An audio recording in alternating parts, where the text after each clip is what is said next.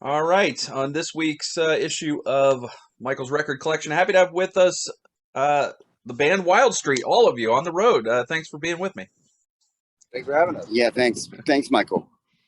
So, Sorry, sorry for the delay in no music. problem. No problem. I appreciate you taking time out of your busy schedule.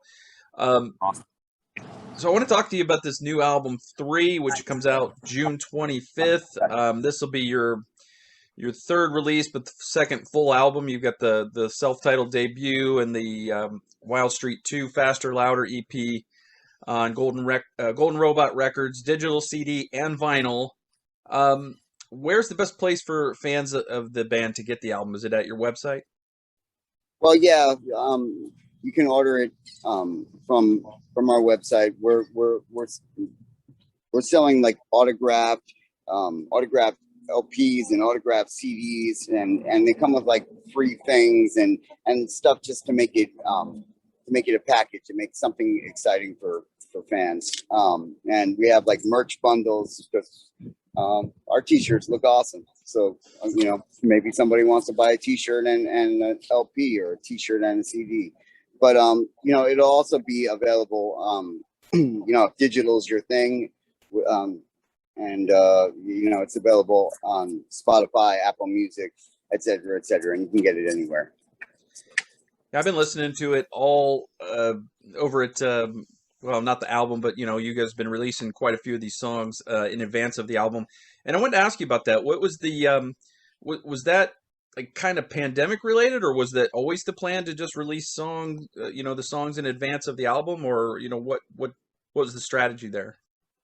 Well, the album was recorded as an album, right? So like, it's not like we were like piecing this whole thing together. It was already finished, and we wanted to gain the maximum amount of momentum, pushing towards the release of the full album, and also towards what would come next. You know what I mean? So, and obviously because of the world the past year, it would have been really not the best decision to release the full album before we could tour and support it. So yeah, that's how we did it. But it is a rock album. Yeah, Jimmy, Jeff. No. Okay. I mean, no, you said it. I mean, that's right. Okay. You guys, you guys seem to be tireless. I mean, you guys are on a very what seems to be a very grueling road schedule right now. You guys are extremely active on social media and promoting this thing. I mean, do you guys ever rest? No sleep till Brooklyn. That's a good answer. That's a good answer. Um, so I want to talk to you about your sound a little bit. Now, I didn't know about you guys until this album actually Set It Off, when Set It Off came out, and you got a kind of a little bit of a Joe Elliott thing going from Def Leppard in your vocals a little bit. You've probably heard that before. Yeah, well, a little bit at times, I guess. Yeah. So that led me to wonder like who your major influences are. Like like if you, because it seems to me like there's a variety. I hear a little bit of blues guitar in some of the songs. There's definitely a little bit of the '80s Sunset Strip bands in there. Who do you guys really? Not that you model your sound after anybody, but who influences you guys? Okay, I'm gonna pass this off, and because Wildstreet is a band, and so all of us combined makes our sound. So Jimmy, you can go first. Just say like one or two bands. I mean, I don't know. I like so much, but we tried just to make for Wild Street was always based on bands who had fun. So that was our goal. And so any sort of like, yes, of course, all the 80s bands are part of it, but it's not just that, it's everything we've grown up with. So, and then, there's always newer influences too, but I mean, I don't know if anything offhand in particular. Rock, why don't you say something? I listen to mostly like Japanese rock from like the 90s and 2000s. I like a lot of prog. I like a lot of kraut rock, like electronic music. We all share, and me and Dominic were in both death metal and thrash metal bands before, so it's a little eclectic, you know. Yeah. All right, Don, What's up? your turn. What am I doing? Just say some of your info. Oh man, I just like all the classics, all the classic, rock, and I come from Michigan, so a lot of Motown is influencing my playing. Guns, Crew, all the standard stuff. Excellent. Yeah, I like everything, man. I'm kind of that guy. I don't think there's a such thing as bad music yet, because everything's got sounds and it's got notes. I like your shirt, man. I like Dream Theater, that's for sure. Yeah, man, I dig everything. There's a something to dance to in every song. So Well, we're Wildstreet.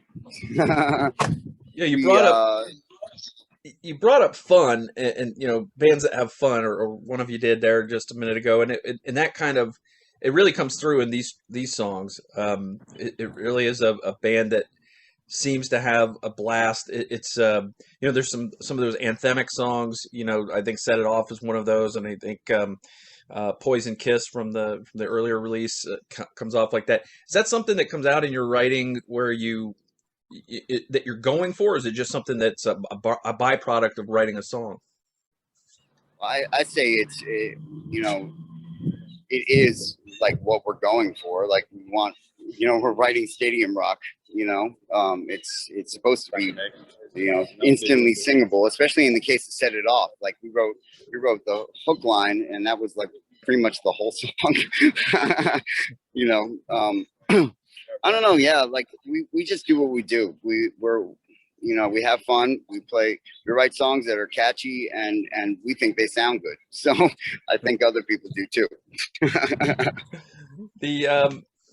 The writing process, take me through that a little bit, because I was reading that you, in a different interview, that you like to write some of the songs outside the band with other collaborators. Tell me a little bit about the songs on this album and how they came about. Well, they came over 9 years of demos and also letting the demos rest for a little while, not thinking about them. But like there's 2 songs that that had outside writers, whereas I guess like "Faster Louder" had more songs co-written than band collaboration songs, I guess. But I don't know. What, Jimmy? What else? I mean, it was more compiling. The record was more about compiling things we already had, and then nailing them down to put it together and then in doing that, it created some sort of cohesive sound by doing it all at once, even though the songs were all written at different periods. Yeah, like for example, like "Set It Off" and "Mother" were the last 2 songs that we wrote for the album. And needless to say, they were released last. So when you write, but yeah, like I was just gonna ask you, like sorry, go ahead. the Zoom thing, man. Bad. I was gonna say, do you guys bring bring ideas to the band, or do the songs come out of jamming first and then they kind of take shape? How does that work? Well, in the past, it's been like, one of us presents an idea to the other person, and somebody builds on it. Who knows what the future will be and what we'll do to write songs. I'm down to jam. I'm down to play any music at any time. What did you listen to growing up? Me, well, okay. So my first 2 albums on LP were Thriller and Purple Rain. And my first and I was like, a child, like 3 or 4 or 5. But then I started getting into music after I saw Guns N' Roses and Aerosmith and on MTV, and I was like, oh my God, this is so cool. And so then I got into Guns N' Roses, Aerosmith, Motley Crue, and Def Leppard, and a bunch of other bands, Alice in Chains, and you know, whatever, Soundgarden, like all these bands that were you know, that were popular, and I learned to play guitar, and so that was my early influences. How do you guys embrace one style over another, as far as, you know, when people call you guys glam rock, they call you hard rock. I've heard people call you metal. Is there one thing that you guys think is accurate or inaccurate, or do you even care? You can call us whatever. It's all right. That's all rock and roll. If anyone ever asks me what kind of music we play, I just say rock and roll. That's it. Yeah, you know. I always respond New York City rock and roll, because. But yeah, any title works. Yeah, I gotcha. Just don't call us a hair band. Yeah. Now, yeah, I mean, at one time that was, I mean, I think the label came much, you know, after the bands had been out for a while, but that brings up the point of, you guys don't have the, you know, the big hair and the, you know, I think, you know, you do yourself up a little bit like, not really like Alice Cooper, but sort of in that kind of style tradition, maybe. Let me say this, like, what we set out when we play live, we set out to give people the best show of their life, right? And part of putting on a show is dressing in character, you know, like I'm not gonna wear like the same clothes or the same kind of makeup or whatever, you know, in day-to-day life, but I'm the same person, you know what I mean? Like, so I think that yeah, I think it, you know, and like there's something to be said. Like, people want to go to a show and be taken outside their daily lives and be, you know, and just rock, you know. So that's my 2 cents. Was there anyone in particular that influenced your look when you get on stage, you get all dressed up to go out? Not really. Not really. Like, I don't really know how I got started dressing the way I do, but it's just the way, it's just me. It's just you. It's just you. All right. You know, when did you mentioned about this took place over a long period of time, this album 3. Do you remember when, you know, you first started, or what song you worked on first from this set of songs? Jimmy, you know, right? I thought it was, well, Raise Hell's on record, right? Yeah. I think Raise Hell was the first song we did, but then I think Still Love You is the second one. They've been around for a while, so I think that's the order. Yeah. You had a song on there. I think the only thing that wasn't on already on Spotify was Midnight Children. Is that a sequel to Midnight Gypsy? Well, no, just things are good at midnight. So you find children, you find gypsies, you find a lot of things. So yeah, I guess so.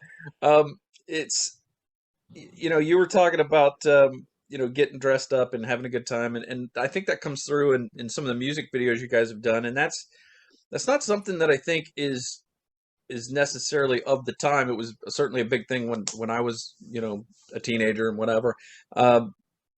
MTV was in its heyday. I saw the, you know, the rise and fall of it. Do you guys like making videos? Is it just part of the job or part of the gig? I love making videos. I think it's fun. You know, as I said, like, we always have fun. You know what I mean? Like, we have fun when we make our videos. We have fun when we play our shows, and it's like, it's fun. It's good. It rocks. You know what I mean? How many cities are you doing on this tour? 11, I think, or 12.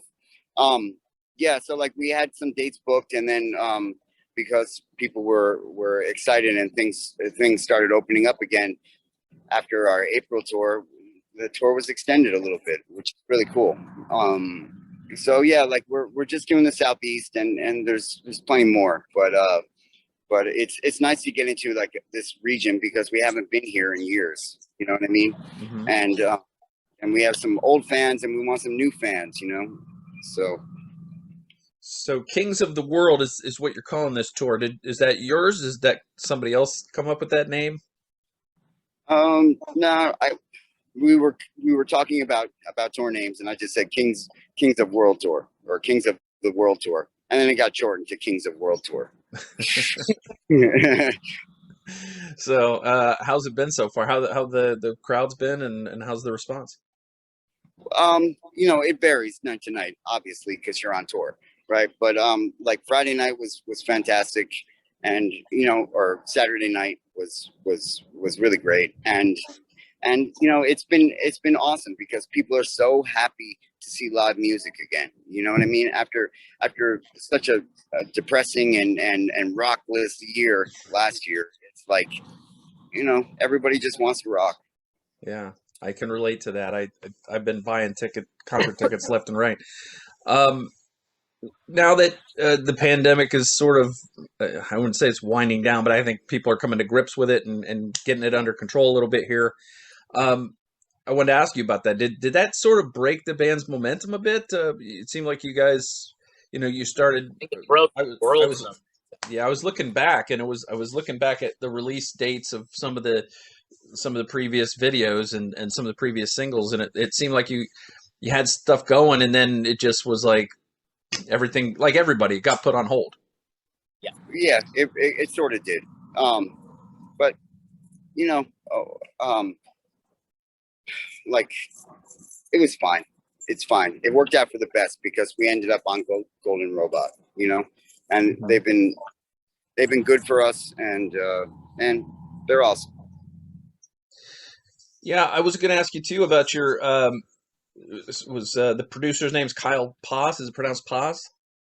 Yeah, Kyle Pass. Pass. Okay. And John Kaplan mixed it. What was that experience like working with them? Were they sort of were they the kind of people that would say, "Look, I think you should maybe try it this way," or did they just kind of go with the flow with what the band was trying to do? I mean, was there, you know, did they give you constructive pushback, I guess is what I'm asking.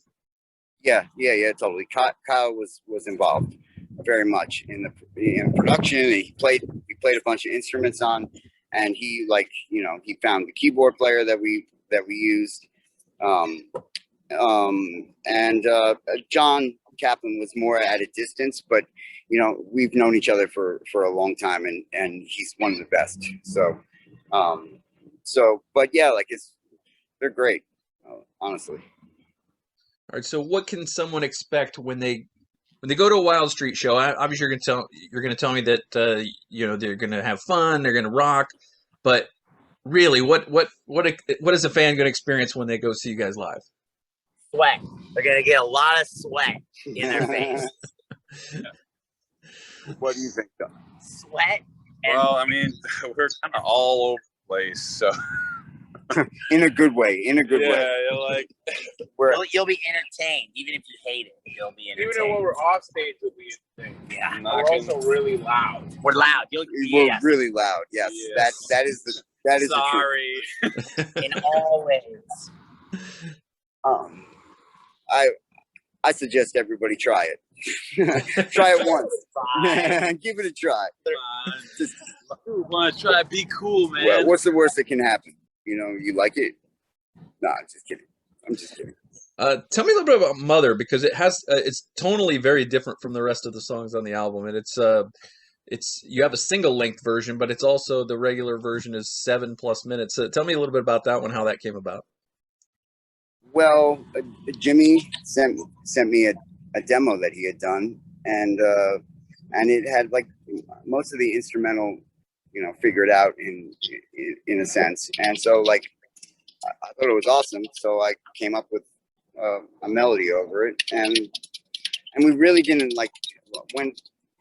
Okay, so here's the whole story. So Jimmy sent me this demo. I did a vocal, right?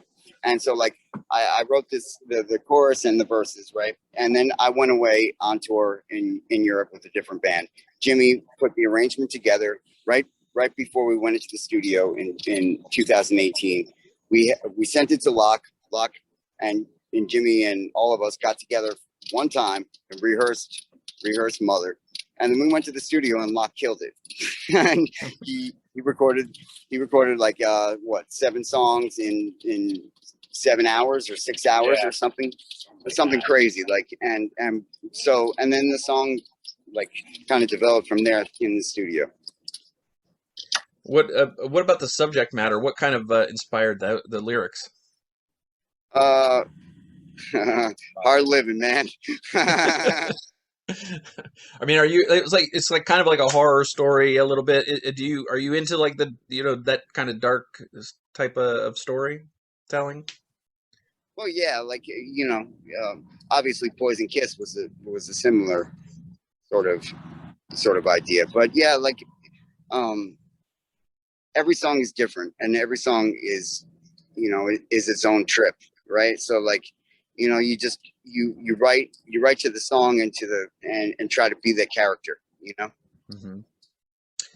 Who does your? Are you the one that's always on Twitter, or do you have somebody doing your Twitter for you? No, I do it. It's crazy, man. It's been my project for the past 6 months because it was our weakest social. Like, we were killing it on other like Facebook and stuff, and so like I was like, I got to get our Twitter up because it doesn't look good that it's dragging so much, but it's like a full-time job.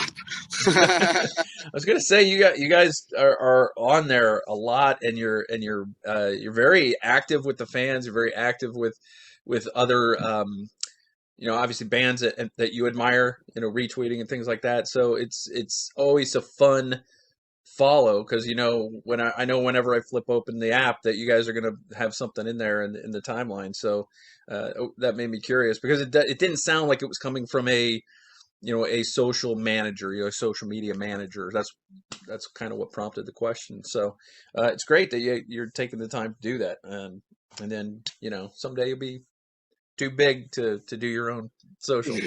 I hope so. So when 3 comes out on June 25th, somebody gets the record, they bring it home, they stick it on, they listen to it start to finish. What's the takeaway you want that listener to come away with at the end of that listen? That they want to listen again. Say that again. That they want to listen to it again. That's the best. Yeah. Yeah. I think everybody's going to be satisfied and everybody's going to be happy with it. It's, I wouldn't be spending my time on Twitter if I didn't think that our record was good. You know what I mean? Mm-hmm. I know these are all your babies, these songs, but do you have a favorite? Yeah, my favorite's Mother. What about you, Jim? My favorite song on the record or in the band? Yeah, on the 3, on the new album. Yeah, I guess so. I don't know. Nah, I don't really have a favorite. Born to Be is Lock. I love and hate them all. Born to Be is probably my favorite. Dom? Mother. Yeah, also probably Mother, actually. I don't know. Okay, so Probably changes on a day-to-day basis. I appreciate you guys taking some time out of your busy schedule. It looks like you're just on the side of the road somewhere, and yeah, check it out. We're at Noco. That's great. Are you gonna have? Do you have the vinyl at the shows or the CDs or anything? We will, but not yet, obviously, because it's not released, and there's stuff to figure out. So yeah, we're hoping that it gets to Switzerland. Well, I think I'm going to be at that Longwood show on Friday. As we're recording this, I don't think this is going to go live until after that show because I got some stuff in the can. But I'm looking forward to catching the live Wildstreet experience here in Central Florida. And I didn't even know that venue was a live music place. It's actually like 2 miles from where I work, and it's they're having Pat Travers band and other bands there. I'm like, I didn't even know that they had shows there. So it just kind of looks, cool. But yeah, I'm looking forward to it. And, I wish you guys the best of luck with the new album and, with the tour and hope everything goes well. And hopefully you won't spend any more time in the shop and waiting for repairs. And thanks so much for your time. Yeah, thank you, Michael. All right, Okay. have a good one. Thanks. Bye now. Bye bye.